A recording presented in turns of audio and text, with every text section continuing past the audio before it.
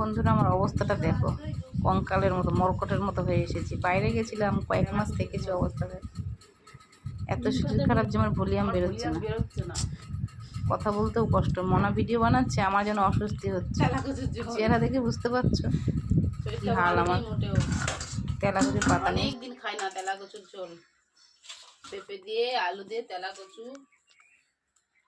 Data পাতা সব দিয়ে একটু শুক্তা করবো। আর ওদিকে রান্না হচ্ছে, দেখো রান্নাটা দেখো।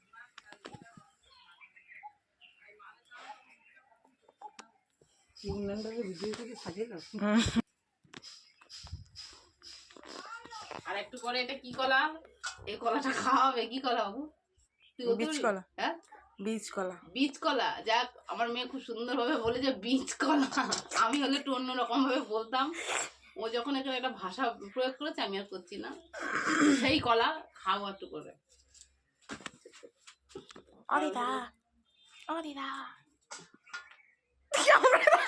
কেমন করে তাকাচ্ছ তুমি?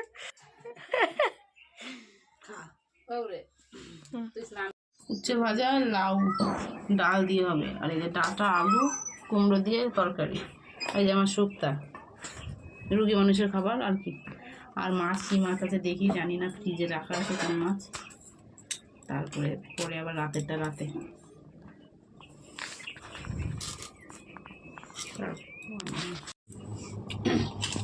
ও মামি, তাহলে ওই ওনার লাগে তুই এটুকু ভাতে। আরে তো সকালের খাবার। রান্না হোক, পরে ভিডিও করিস, আগে খাই। আমার স্পেশাল খাবার দে। এইসব আমার নাকি ওটা? কি কোনটা তোর? ওটা তোর ভাত। এই শুক্তাটা আমি খাবো, তুই খাবি, সবাই খাবে একটু একটু করে। এটা একটু ডলি, পেঁপে সেদ্ধটা দে। মাছ দাও, আর দিব না, বেশি হয়ে যাবে, দিব না। মেখে খাও। তোর মনে হয় খাইতেছি বলে না?